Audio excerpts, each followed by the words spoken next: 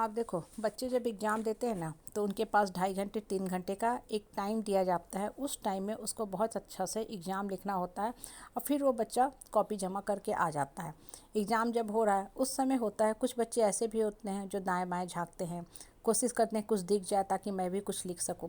अब मान लो कोई बच्चा है क्लास में, अब वो क्या करे कि वो अगले बच्चे, अमुक बच्चे, XYZ बच्चे को देखता रहे कि वो चोरी कर रहा है, हाँ वो चीटिंग कर रहा है, मैडम को प्रॉम्प्ट करे। तो क्या होगा, जो चोरी कर रहा है, जो चीट में लगा हुआ है, जो ताका झाकी का काम में लगा हुआ है, वो तो अपना समय, अपना जीवन बर्बाद कर ही रहा है।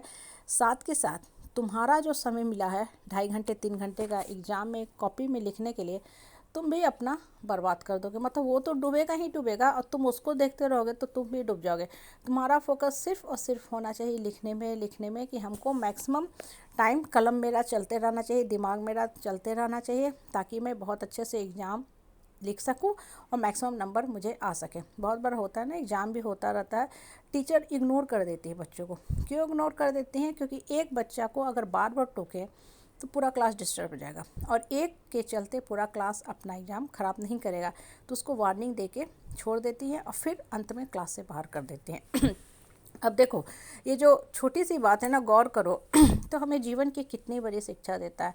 आपका हमारा धरती पे आए हैं तो एक फ़िक्स टाइम पीरियड ही हमें दिया गया है। हालांकि वो टाइम पीरियड हम में से किसी को पता नहीं है, 50 60 70, या किसी किसी की तो बहुत ही अल्पायु ही होती है। जैसे सिकंदर द ग्रेट 32 ईयर्स में ही, 32 साल की एज में ही धरती से चला गया। काफ़ी वो पराक्रमी था, बहुत लूट खसोट का भी काम किया था, लेकिन जितना साल वो धरती पे रहा कर्म पथ पे दौड़ता भागता रहा। हालांकि उसके जो कर्म थे, बहुत से कर्म जो थे वो गलत दिशा में भी गए। अब देखो, आपको हमको एक पर्टिकुलर टाइम दिया गया है। हमारे लिए हर दिन का जो काम होता है वो हमारे लिए परीक्षा रूम, परीक्षा भवन के समान होता है। परीक्षा भवन का जो 2.5 3 घंटे का समय होता है, उसी तरह हमारे जीवन का भी समय होता है। अब हमको डेली ये सोचना है कि हम कैसे कर्म करें कि जीवन पथ पे सफल हो सके, मतलब अपने लाइफ को मीनिंगफुल बना सके, आगे की तरफ बढ़ सके। अगर हम औरों को, दूसरों को ताका झाकी करते रहें, उनके जीवन लीला का अध्ययन करते रहें, उनके कर्मों का बही खाता तैयार करते रहें, तो वो तो जो भी कर्म कर रहे हैं वो तो भुगतेंगे ही भुगतेंगे, क्योंकि भाई ऊपर वाला सबका जज तो वही बैठा है। लेकिन अगर बहुत ज़्यादा हम दूसरे में उलझ जाएंगे तो अपने कर्म पथ से हम विमुख हो जाएंगे और हम भी डूब जाएंगे। मतलब हम भी अपने लाइफ को मीनिंगलेस बना के चले जाएंगे और हमारा जो जीवन का डेस्टिनी है, जो बहुत सुंदर होना था, वो भी बर्बाद हो जाएगा। और इन द मीन टाइम होगा क्या कि जिसको हम देख रहे थे वो कर्म खराब किया, तो हम भी तो अपना कर्म खराब कर रहे हैं। इसीलिए बोलते हैं ना कि सिर्फ अपने ऊपर फोकस रखो, इनवर्ड फोकस रखा करो। कभी भी समाज में दूसरे का जो होता है ना, बहुत ज़्यादा लोगों की आदत होती है क्रिटिकल रिमार्क देना, हमेशा आलोचना विलोचना करते रहेंगे, उसी में उनका टाइम पास होता है। अब वो कभी अपने अंदर नहीं झांक पाते हैं कि मेरे अंदर कितनी गंदगी होती है। बहुत बार होता है ना, लोग दूसरे के जीने पे झांकते रहेंगे, घरों में झांकते रहेंगे, दूसरे का देखेंगे, अरे पौधा सूख गया, अरे उसका पौधा सूख गया, तुम्हारा भी तो पौधा सूख गया। कम से कम प्रॉपर इसको धूप लगाते, तुम्हारे जो बालकोनी में लगी तुलसी हैं वो भी सूख गया। ठंडी का टाइम उसको पाला मार दिया, प्रॉपर धूप में लगाते ताकि उसको खाना बनता तो पौधा हरा भरा हो रहता। कहने का मतलब है कि आप दूसरे के घरों में, जीवन में जो हम लोग ताका झाकी करते हैं या बहुत ज़्यादा दूसरे में उलझे रहते हैं या दूसरे की बातों को भी अपने दिमाग में ढोते रहते हैं, अल्टीमेटली वो क्या करता है, हमारे लाइफ को र्यून कर देता है।